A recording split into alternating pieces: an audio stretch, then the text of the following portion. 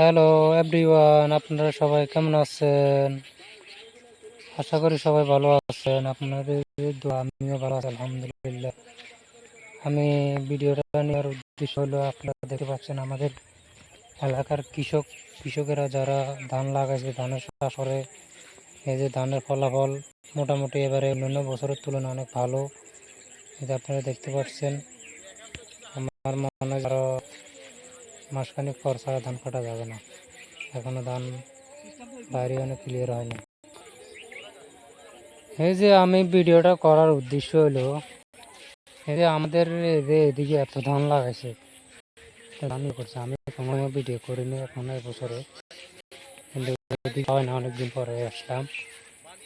তারপর আমারটা ভালো লাগলো, এই কারণে আমি আসলাম দেখি, হাঁটিয়ে আসলাম। দেখে আমারটা ভালো লাগলো, অনেক সুন্দর লাগলো, তাই আমি ভিডিওটা কর। মোটামুটি ধান সবগুলো বাইরে গিয়ে এখনো ধান ফাঁক ফাঁক ধরে না, ফাঁক দেখতে হয়ে গেছে। আমাদের তো মাসখানিক কাটা যাবে না। তো আপনারা সবাই আমার ভিডিও শেয়ার করে লাইক করবেন, করবেন। কার কাছে কেমন লাগে আপনারা সবাই জানাবেন। সবাই ভালো থাকবেন, সুস্থ থাকবেন, আমার সাপোর্ট করবেন। বড় ইউজার যারা আছে আমার সাপোর্ট করবেন।